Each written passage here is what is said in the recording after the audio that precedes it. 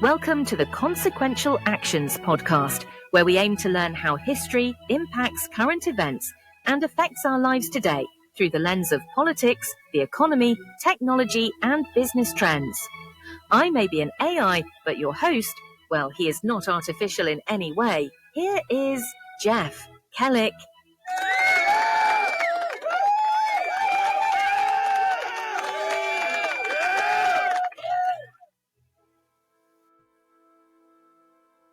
In 1788, James Madison assured skeptical anti-federalists that the new Constitution posed no threat to liberty. The federal government, he explained, would possess only those powers explicitly enumerated. Everything else belonged to the states and to the people. The powers delegated by the proposed Constitution to the federal government, he wrote in Federalist number 45, are few and defined. Few and defined? 237 years later, the federal government employs nearly 3 million civilians. It spends more than $6 trillion annually. It regulates everything from the air that you breathe to your social media feeds. It can read your emails, track your purchases, and freeze your bank account, often without a warrant. How did we get here? That is the question we have been exploring across 2 podcast series. And today, we stand at the bridge between them. I am Jeff Kellick, and this is the Consequential Actions podcast.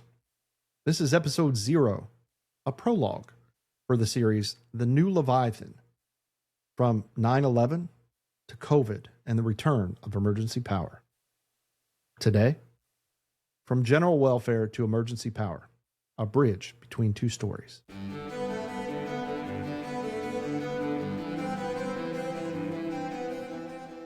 For those who joined us for From General Welfare to the Great Society, this section will serve as a reminder. For those who are new, it will provide the foundation you need for the series. Our first series traced the constitutional transformation of American government across 2 centuries.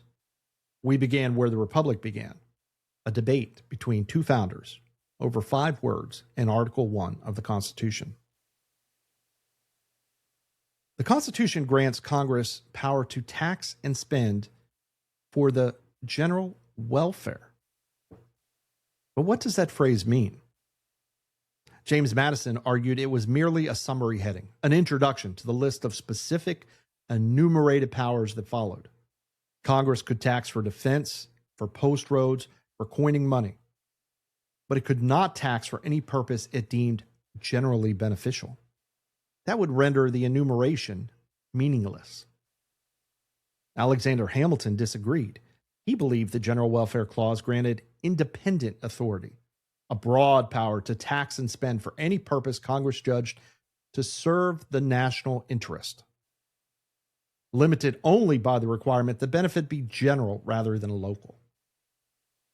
This was not a technical dispute. It was a battle over the soul of the Republic. Madison's reading preserved limited government. Hamilton's reading opened the door to unlimited expansion. For more than a century, Madison's interpretation prevailed. The federal government remained small. Domestic policy belonged to the states. Then came the Progressive Era. In the early 20th century, reformers began arguing the Constitution must evolve with the times. The document written for an agrarian republic, they claimed, could not govern an industrial nation without adaptation. Woodrow Wilson, before he became president, wrote that the Constitution should be understood as a living organism, not a static mechanism. Its meaning must change as society changes. This living Constitution philosophy laid the intellectual groundwork for what followed. The Great Depression created the political conditions for constitutional transformation. Franklin Roosevelt came to office in 1933 promising a new deal for the American people. His administration created dozens of new federal agencies, imposed price controls on agriculture and industry, and established Social Security, the first permanent federal entitlement program. The Supreme Court initially resisted, striking down key New Deal programs as exceeding Congress's enumerated powers. Roosevelt threatened to pack the court with additional justices. Then, in 1937, the court reversed course. In a series of decisions, the court adopted Hamilton's reading of the General Welfare Clause. Congress could spend for any purpose it deemed beneficial. The enumerated powers doctrine, Madison's firewall against unlimited government, was effectively abandoned. We called this in our series the Constitutional Revolution of 1937. It was a revolution without amendments, without constitutional conventions, and without the people's explicit consent. It occurred through judicial reinterpretation alone.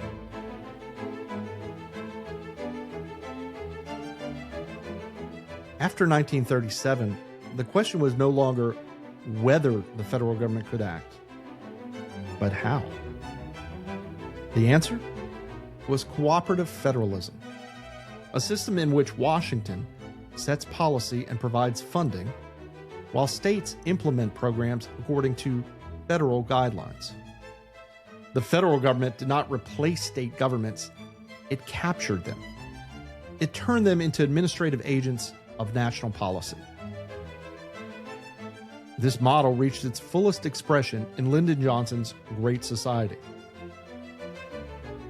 Between 1964 and 1968, Congress created Medicare, Medicaid, federal education funding, food stamps, housing subsidies, and dozens of other programs. The welfare state begun under Roosevelt was perfected under Johnson. And with it came a new understanding of rights. In Goldberg v. Kelly, 1970, the Supreme Court held that welfare benefits, once granted, could not be terminated without due process. What had been charity became entitlement. What had been policy became property. The administrative state was complete. Citizens were now clients, dependent on programs they could not control, administered by agencies they could not reach, and funded by deficits they could not even see or comprehend. Our first series concluded with the conservative counter-revolution of the 1980s and 1990s. Ronald Reagan came to office promising to reduce the size of government. He cut taxes dramatically. He spoke eloquently about limited government and liberty. But he did not dismantle the administrative state. Federal spending continued to grow. Entitlements remained untouched. And the regulatory apparatus, it expanded, even as his rhetoric condemned it. The conservative revolution succeeded in changing the conversation about government, but it failed to change the structure of government. By the 1990s, both parties had accepted the basic architecture of the welfare state. They argued about rates and regulations, not about constitutional limits. And the question Madison imposed, whether the federal government possessed only enumerated powers, had been answered. The answer was no.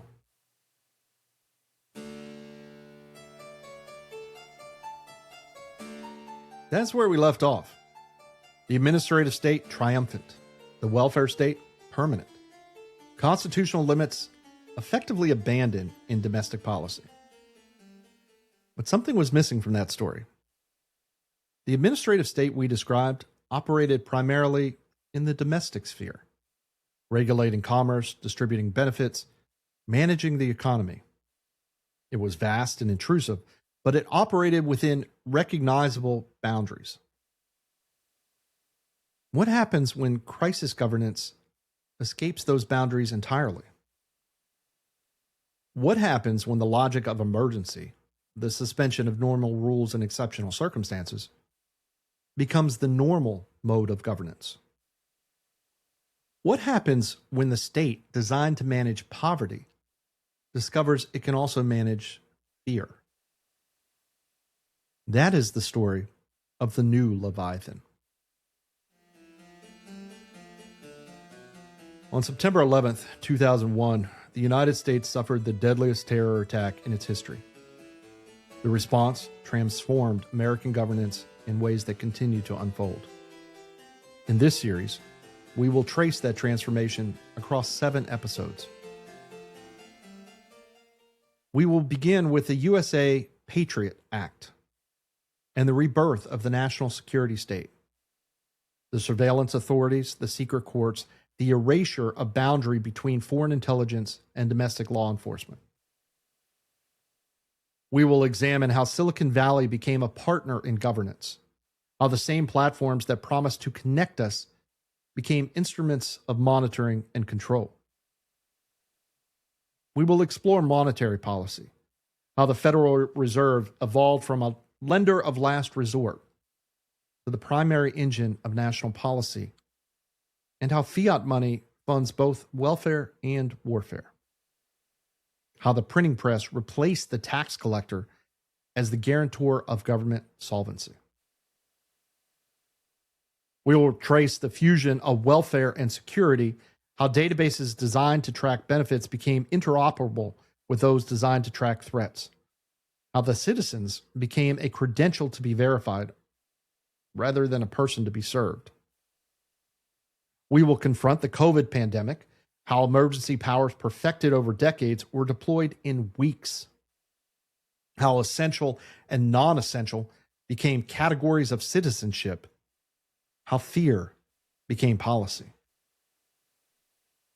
And we will look forward to central bank digital currencies, to ESG scoring, to artificial intelligence as administrative authority, and the tools that may complete what September 11 began.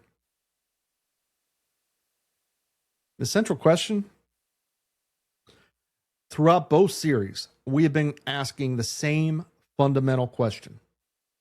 It is the question Madison asked. It is the question Jefferson asked. It is the question every generation must answer for itself. How much power should government wield? And what happens when it exceeds proper bounds? Our first series showed how that question was answered in domestic policy, how enumerated powers gave way to general welfare, how limited government became unlimited administration.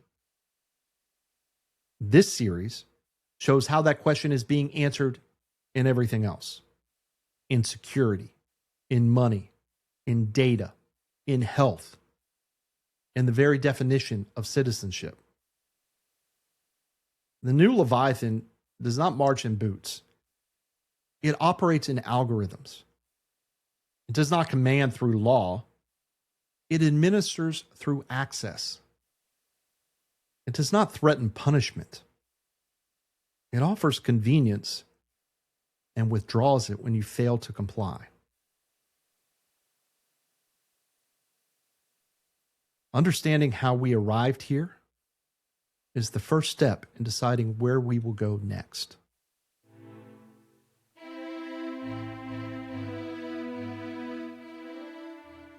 Before we begin, I want to be transparent about my analytical framework.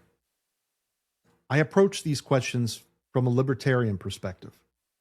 I believe in limited government, individual liberty, free markets, and constitutional constraints on power. These commitments shape how I interpret history and evaluate policy. But I do not believe libertarians have a monopoly on wisdom. Throughout this series, I will present opposing arguments as fairly as I can state them. When progressives, conservatives, or national security professionals offer compelling defenses of policies I criticize, I will engage those defenses honestly. My goal is not to tell you what to think. It is to help you think clearly about the questions that matter. If you come away from this series disagreeing with my conclusions, but better equipped to articulate your own position, I'll consider that a success.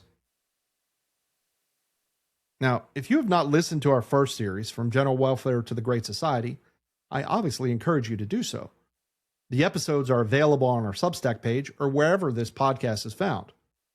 They will enrich your understanding of what follows. But this series is designed to stand alone.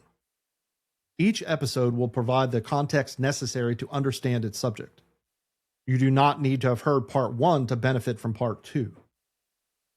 What you will need is patience and attention. These are complicated subjects. I will do my best to make them accessible without making them simple. Some episodes may require more than one listen. That's not a failure. It's the nature of serious inquiry.